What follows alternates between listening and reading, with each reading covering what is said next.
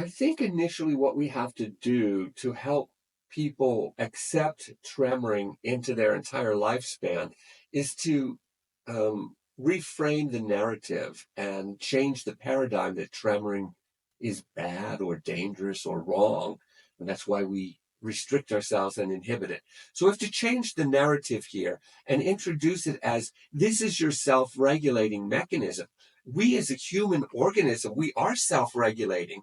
And this tremor mechanism in the human body is an integral part of that self-regulating process. I think that's why we find ourselves in such stressful states many times, is because we're not using the body's own tremoring mechanism to help us get out of those states. Now, what I have found in general around the world is for some reason, um, only till about the age of 7, sometimes a little bit before that, but about the age of 7, do I see that the tremor mechanism is easy to activate in children.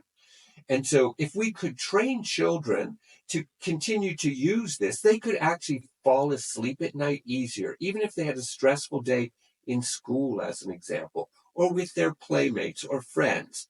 They all have stress experiences as well.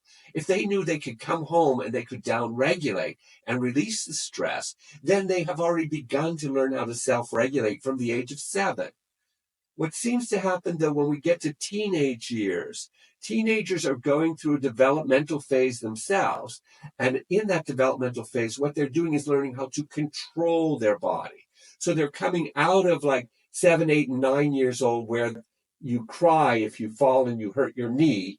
And so as a teenager, if you fall and hurt your knee, you try not to cry. We train ourselves out of something as natural as crying. So you can see there's an inhibition. So teenagers are trying to learn how to control their body, and we're introducing a mechanism that teaches them how to let go of control. And it seems to be a bit conflictual for them around those ages.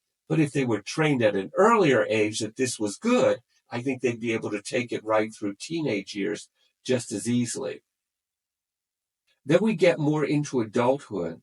And what I find with adults is we've already been so trained to control ourselves that adults are even in a conflict with the ego. And it's about letting go of control of the body or controlling it. And we go back and forth between those two.